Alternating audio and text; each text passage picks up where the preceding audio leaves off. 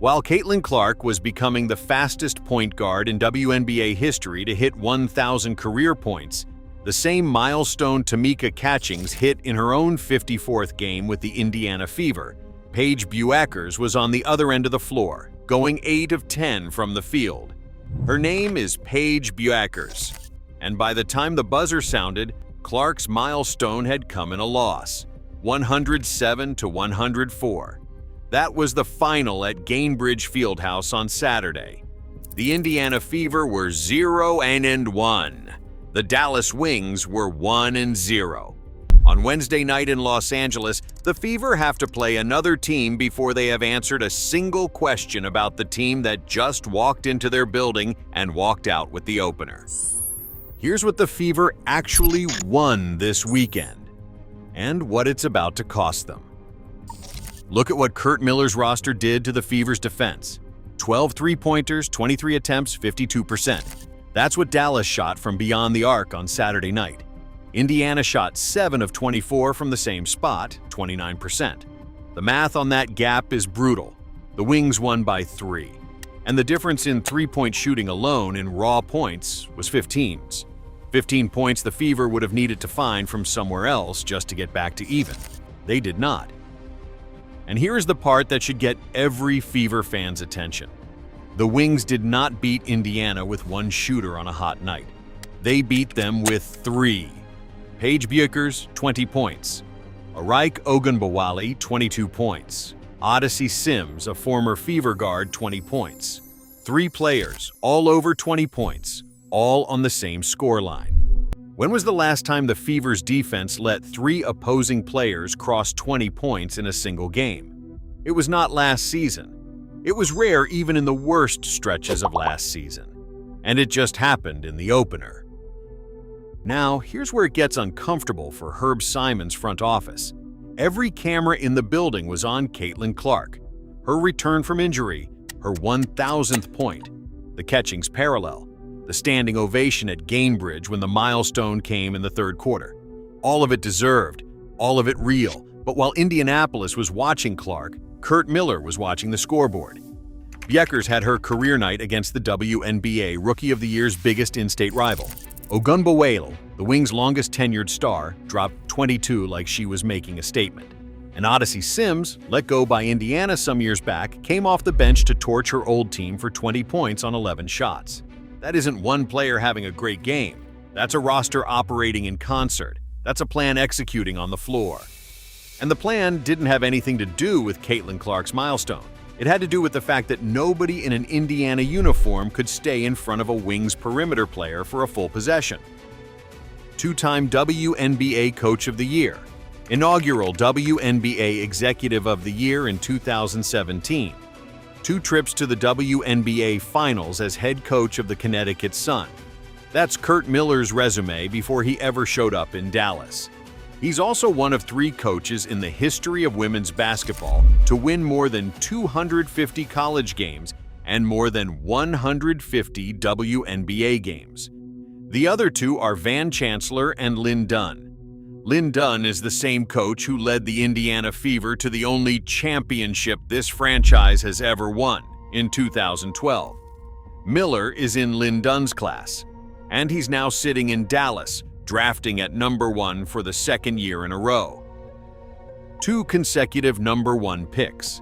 That's the kind of run that doesn't happen by accident. Bueckers in 2025, the Rookie of the Year. Azzi Fudd in 2026, taken 1st overall last month. The same UConn duo that won a national championship together is now reunited in Dallas, and the Wings paid Fudd $500,000 on day 1 to make sure of it. While Indiana protected 6 players from an expansion draft, Miller built. While Herb Simon's front office wrestled with the salary cap, Miller signed veterans, Alana Smith and Jessica Shepard, both inked this offseason, both giving Dallas the size and defense they lacked a year ago. 10-30. That was last year's Dallas. The roster that just beat the Indiana Fever was assembled in a single offseason. Sophie Cunningham played 12 minutes on Saturday. She took 2 shots. She made one of them. That is where Indiana is right now with Sophie. She is working back from a torn MCL, and the staff is bringing her along carefully. Lexi Hull took 2 shots and missed both. Tyasha Harris and Damiris Dantas combined for under 20 minutes off the bench, and neither hit a perimeter shot. Indiana finished 7 of 24 from 3, 29%, in a season opener at home. The Wings finished 12 of 23, 52% on the road. This is what happens when a roster is built to defend a different basketball game than the one being played in May 2026. Stephanie White's defense was built to take away the rim, and it did, holding Dallas to 44 points in the paint against Indiana's 62. But Dallas did not need the paint. They had the line. The team that adapts first wins. On Saturday, that was Curt Miller's team.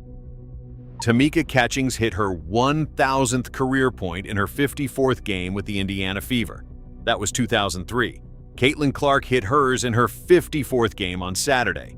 That was 2026. Same milestone, same number of games, same uniform. But here is the difference. When Catchings hit 1,000 in 2003, she was building toward the title she would eventually win in 2012, under a coach named Lynn Dunn. Yes, that Lynn Dunn. The same name and the same elite club as Curt Miller. Catchings had a roster around her, built by people who knew what championship perimeter defense looked like. Clark, on Saturday, did not. The milestone was the same. The trajectory was not. Every Fever fan who watched the third quarter on Saturday felt that, even before they could put it into words. The schedule isn't generous. Wednesday night in Los Angeles, the Fever play the Sparks. Less than 4 days from buzzer to tip. That's how long Stephanie White has to figure out what just happened to her defense, where the perimeter coverage broke down, why 3 Wings players combined for 62 points without anyone in White slowing them down, what rotation Indiana plays when Sophie is logging MCL management minutes and Lexi Hull is missing both her shots. Less than 4 days, and it doesn't get easier after that. Washington at home on Friday, Seattle at home on Sunday. June 17th, the Fever host the Toronto Tempo at Gainbridge, the WNBA's newest expansion franchise, built by Sandy Brondello, who has her own grudge against this team. The opener was loss number 1. The bigger problem is that Curt Miller's Wings just gave 12 other coaches a film clinic on how to beat the Indiana Fever. Caitlin Clark hit 1,000 career points faster than any point guard in WNBA history. Kelsey Mitchell led all scorers with 30. Aliyah Boston came back from her unrivaled injury and dropped 23 points on 9 of 14 shooting. Indiana lost by 3. And the team that beat them? It was built over 18 months by a man named Curt Miller, with 2 number 1 picks, with a national championship backcourt, with 3 players who all crossed 20 in a single road game, while Indianapolis was watching the milestone. The opener wasn't a fluke. This one belongs to Curt Miller.